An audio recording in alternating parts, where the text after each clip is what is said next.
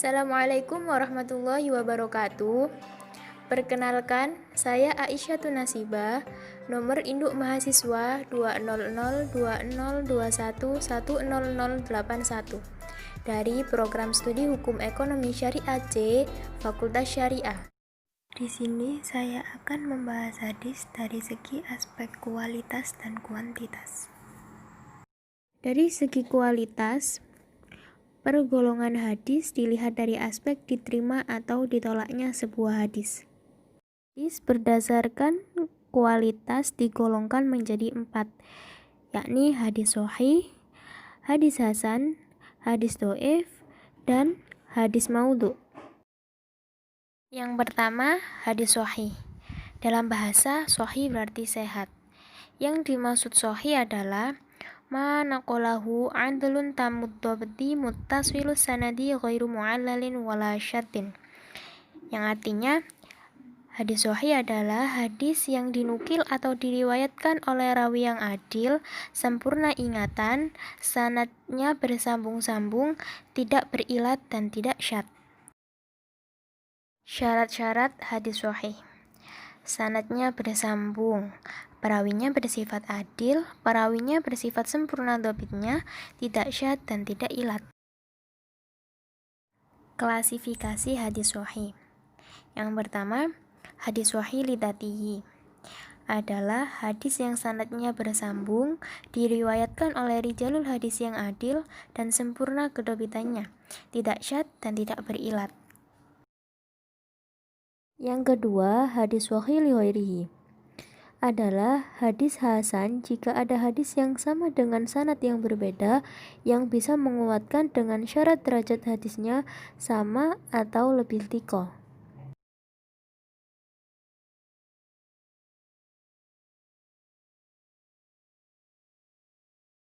Kedudukan hadis sahih.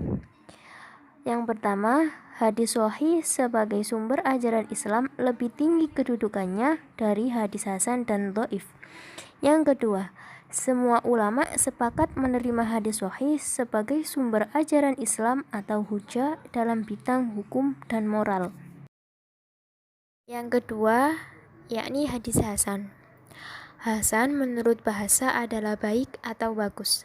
Jadi, menurut istilah, hadis hasan adalah ma naqalahu adlun qalilud dhabti muttaswilus sanadi ghairu mu'allalin wala sadin. Jadi, hadis hasan adalah hadis yang tidak berisi informasi yang bohong, tidak bertentangan dengan hadis lain dan Al-Quran, dan informasinya kabur, serta memiliki lebih dari satu sanad.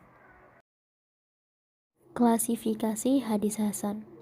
Yang pertama, hadis hasan lidzatihi adalah hadis yang sanadnya bersambung, diriwayatkan oleh rijalul hadis yang adil, namun kurang sempurna kedhabitannya, tidak bertentangan dengan hadis yang diriwayatkan oleh rijal al-hadis yang lebih thiqah, serta tidak ada cacat yang samar yang menyebabkan turunnya derajat hadis. Syarat hadis hasan lidzatihi. Yang pertama, adil. Yang kedua, ingatannya kurang kuat. Yang ketiga, mutaswil. Yang keempat, tidak ilat. Dan yang kelima, tidak syad. Yang kedua, hadis hasan li ghairihi adalah hadis dhaif yang ringan kedhaifannya. Jika ada hadis yang semakna dengan sanad yang berbeda, maka hadis dhaif tersebut naik derajatnya menjadi hasan li ghairihi. Syarat-syarat hadis hasan li ghairihi. Yang pertama, ada sanad lain satu atau lebih yang sederajat atau lebih kuat. Yang kedua, sebab kedhaifannya adalah bukan sebagai berikut: A. Al-kadhibu, karena bohong. B. Muttahimun bil kadhibu, dianggap bohong. C. Mungkaru al-hadis, bertentangan dengan riwayat yang lebih thiqah. D.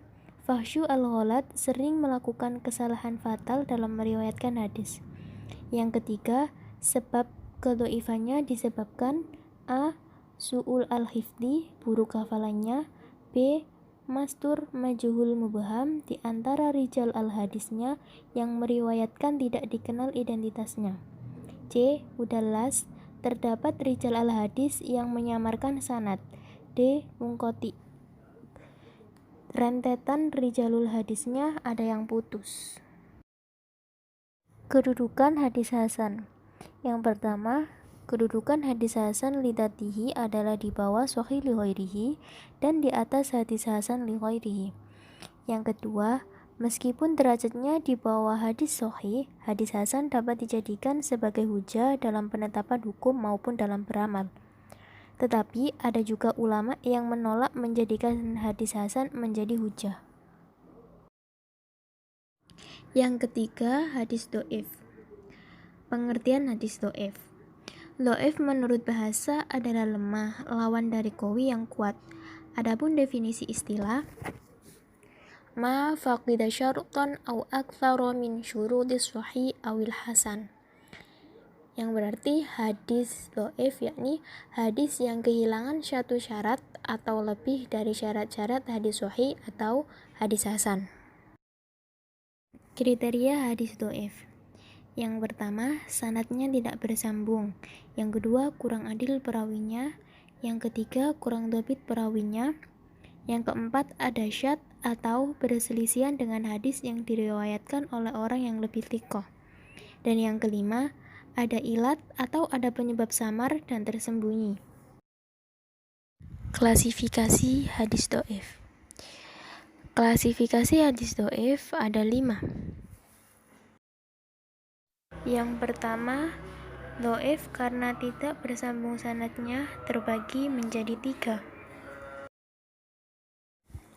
Yang pertama, hadis munqati, yaitu suatu hadis yang di tengah sanadnya gugur seorang rawi atau beberapa rawi tetapi tidak berturut-turut.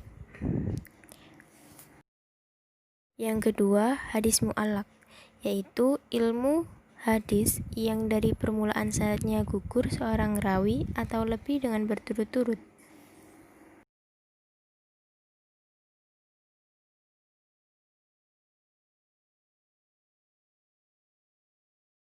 Yang ketiga, hadis mursal, yaitu hadis yang gugur pada akhir sanadnya setelah tabi'in. Yang kedua, do'if karena tiada syarat yang adil, terbagi menjadi 3. Yang pertama, hadis maudhu, yaitu suatu hadis yang diada-adakan orang atas nama Nabi SAW dengan sengaja atau dengan tidak sengaja. Kedua, hadis matruk atau ditinggalkan, yaitu hadis yang hanya diriwayatkan oleh seorang perawi saja, sedangkan perawi itu dituduh berdusta. Yang ketiga, hadis mungkar atau diingkari, yaitu hadis yang di dalam sanadnya terdapat rawi yang sangat banyak kesalahannya, atau kelalaiannya, atau tampak kefasikannya. Yang ketiga, do'if karena tiada dhabitnya, terbagi menjadi 2. Pertama, hadis mudraj, yaitu hadis yang menampilkan redaksi atau tambahan. Yang kedua, hadis maklub, yaitu hadis yang diriwayatkan oleh perawi yang di dalamnya tertukar dengan mendahulukan yang belakang, atau sebaliknya, baik berupa sanad maupun matan. Yang keempat, do'if karena kejanggalan dan kecacatan. Yang pertama, hadis syadz, yaitu hadis yang diriwayatkan oleh perawi yang terpercaya yang bertentangan dengan perawi yang lebih terpercaya. Yang kedua, hadis mu'allal, yaitu hadis yang dinilai sakit atau cacat, atau hadis yang di dalamnya terdapat cacat yang dapat merusak kesahihan hadis. Yang kelima, do'if dari segi matan. Itu hadis do'if karena beberapa sebab. Yang pertama, bertentangan dengan Al-Quran. Yang kedua, bertentangan dengan sunnah Rasulullah SAW yang mutawatir. Yang ketiga, ungkapan lafaz terlalu berlebihan. Dan yang keempat, bertentangan dengan nalar. Yang keempat, hadis maudhu. Hadis maudhu secara etimologis berarti menggugurkan. Adapun pengertian hadis maudhu menurut istilah, para muhadisin berpendapat bahwa sesuatu yang dinisbatkan oleh Rasulullah Shallallahu Alaihi Wasallam secara mengada-ngada dan dusta yang tidak beliau sabdakan, beliau kerjakan ataupun beliau takrirkan. Kriteria hadis maudhu. Yang pertama, ciri-ciri yang terdapat pada sanad terbagi menjadi 4. Yang pertama, rawi tersebut terkenal berdusta. Yang kedua, pengakuan dari si pembuat sendiri. Yang ketiga, ungkapan perawi yang secara tidak langsung bermakna pengakuan. Dan yang keempat, keadaan rawi dan faktor-faktor yang mendorongnya membuat hadis maudhu. Yang kedua, ciri-ciri yang terdapat pada matan. Yang pertama, keburukan susunan lafadznya. Yang kedua, kerusakan maknanya. Terbagi lagi menjadi 3. Yang pertama, bertentangan dengan akal sehat. Yang kedua, berlawanan dengan hukum, akhlak yang umum atau menyalahi kenyataan. Dan yang ketiga, bertentangan dengan keterangan Al-Quran atau hadis sahih serta ijma'. Yang kedua, hadis dari segi kuantitasnya adalah pergolongan hadis ditinjau dari banyak rawi yang meriwayatkan hadis. Hadis pada pergolongan kuantitasnya dibagi menjadi 2, yakni mutawatir dan ahad. Pertama, hadis mutawatir. Secara etimologi, mutawatir berarti berturut-turut, susul menyusul. Secara istilah, hadis mutawatir adalah wa khabarun an mahsusin rawahu adadun jamu yajibu fil adati ihalatu ijtima'ihim wa tawatu'ihim 'alal kadhibi. Yakni suatu hadis hasil tanggapan dari panca indera yang diriwayatkan oleh sejumlah besar rawi yang menurut adat kebiasaan mustahil mereka berkumpul dan bersepakat dusta. Syarat-syarat hadis mutawatir. Yang pertama, jumlah periwayatannya harus mencapai satu ketentuan yang tidak memungkinkan mereka bersepakat berbohong. Yang kedua, periwayat yang jumlahnya banyak ini tidak mungkin sepakat berbohong. Yang ketiga, periwayat yang jumlahnya banyak dan tidak memungkinkan berbohong mulai awal sanad sampai akhir sanad. Dan yang keempat, sandaran beritanya indrawi. Klasifikasi hadis mutawatir. Yang pertama, hadis mutawatir lafdi, yaitu hadis yang diriwayatkan oleh banyak perawi dengan redaksi atau lafal dan makna yang sama.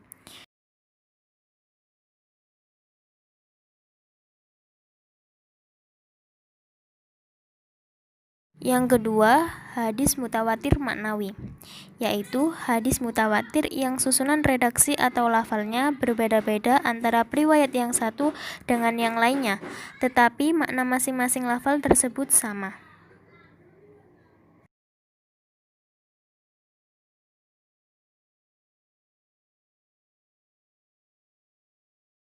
Yang ketiga, hadis mutawatir amali, yaitu hadis yang diriwayatkan dengan jumlah sanad yang mutawatir namun hanya berupa pengamalannya saja.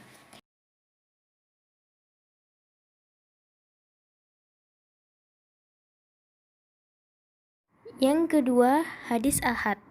Menurut bahasa, kata ahad adalah jamak dari wahid atau ahad yang artinya satu.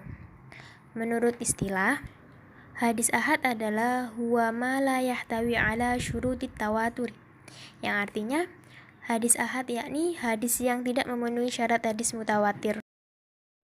Persyaratan hadis ahad menurut Imam Syafi'i.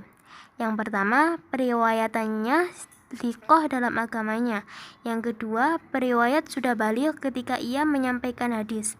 Yang ketiga, periwayatnya hafal hadis. Yang keempat, periwayatnya tidak berbeda dengan riwayat orang thiqah. Dan yang kelima, periwayatnya tidak mudallis. Klasifikasi hadis ahad.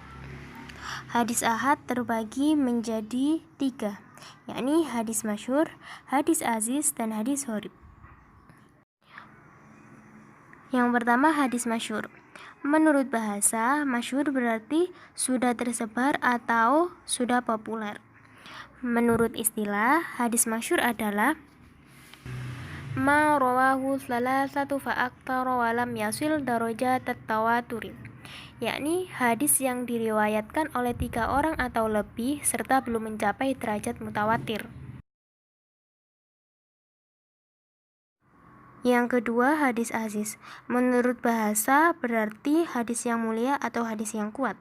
Menurut istilah, ma rawahu ithnani walau kana fi tabaqatin wahidatin thumma rawahu ba'da dzalika jama'atun, yakni hadis yang diriwayatkan oleh 2 orang walaupun dua orang rawi tersebut terdapat pada satu tabaqah saja, kemudian setelah itu orang pada meriwayatkannya. Yang ketiga, hadis gharib. Menurut bahasa berarti jauh, terpisah atau menyendiri dari yang lain. Menurut istilah, ma infaroda biriwayatihi syakhsun fi ayyi mawdi'in waqa'at tafarrudu bihi minas sanadi, yang artinya hadis yang dalam sanadnya terdapat seseorang yang menyendiri dalam meriwayatkan, di mana saja penyendirian dalam sanad itu terjadi. Hadis gharib terbagi menjadi 2. Yang pertama, hadis gharib mutlak, dan yang kedua, hadis gharib nisbi.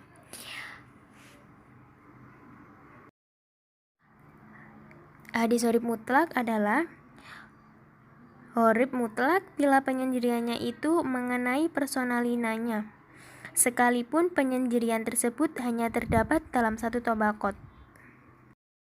Dan yang kedua, gharib nisbi, yakni dikategorikan gharib nisbi adalah apabila keghariban terjadi menyangkut sifat-sifat atau keadaan tertentu seorang perawi. Sekian video dari saya, kurang lebihnya mohon maaf. Wassalamualaikum warahmatullahi wabarakatuh.